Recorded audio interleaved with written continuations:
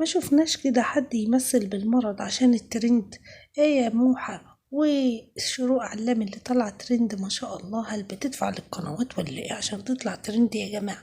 وطلاق ضنا وياسمين، والموضوع عمال كل يوم يحصل خناقات ومشاكل. السلام عليكم ورحمة الله وبركاته، اللهم صل وسلم وبارك على سيدنا محمد. ازيكم احلى اخوات واحلى متابعين في الدنيا؟ طبعا هنتكلم عن سماح. ان كانت فعلا يا جماعة تعبانة ربنا يشفيها. طبعا هي ما شاء الله عملت فيديوهين اهي وقالت ان انا بقيت كويسة، طبعا بعد ما قالت ان هو عندها مرض وان هي عملت تحليل مزرعة. طبعا اللي بيعمل تحليل مزرعة ده بيبقى عنده مثلا التهابات في المثانة او في الجهاز الكلى او كده، ربنا يشفيها يا رب. ما قالتش برضو سبب المرض ايه.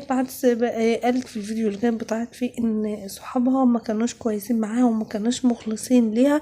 بعد كده عملت فيديو الفراخ، وطبعا قلنا نعمل مقارنة بين شروق علام وموحى. شروق كتبت ايه بقى؟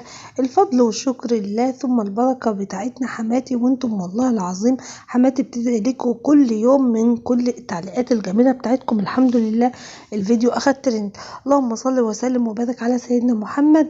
احلى اخوات في الدنيا، ربنا يديمكم نعمة في حياتي. طبعا ما شاء الله شروق ما شاء الله عادت غنية عن التعريف، ربنا يحميها يا رب ويبارك فيها.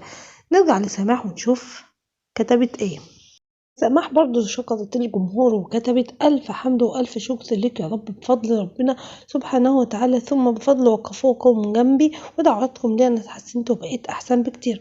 ارتحت لما فضفضت معاكم لأني كنت حابسة جوايا كتير من سنين، وعشان كنت صادقة معاكم ربنا فرحني وجبر بخاطري وسخر لي العالم كله يدعي لي، وبقيت ترند رقم 1 على مستوى العالم 3 مرات على التوالي لأكثر من 5 أيام مستمرة. شكرا جدا لكم يا أحلى أخوات في الدنيا، انتوا الحاجة الوحيدة أو الحلوة اللي ربنا عوضني بيها في الدنيا. دمتم في حياتي صحابي واخواتي بحبكم. قالت ان انا كنت اليوم ده عند ماما وكنت ذبحنا فراخ وعملنا فراخ وطبخنا فراخ وكلنا فراخ يوميها. بس ازاي يا موحة وانت رحت ايه عند مامتك في الفيديو وطبخت هناك في البيت لابو مالك والولاد؟ يبقى انت بقى كده ايه تشتغل المتابعين بس. الله المشاهدات عندها جميلة جدا، ولا حد يعني زي ما القنوات التانية بتنتقدها ولا كده. انا اول مرة طبعا اتكلم عن سماح، بس هي شايفاها هي حرة وان هي تقول، وفي ناس ما شاء الله بتحبها كتير جدا. بالنسبة كمان لقناة شروق علام، قناة شروق علام ما شاء الله متصدرة الترند جدا بسبب ان هي بتعمل افكار بسيطة سواء لاختها سواء لامها سواء لحماتها ما شاء الله.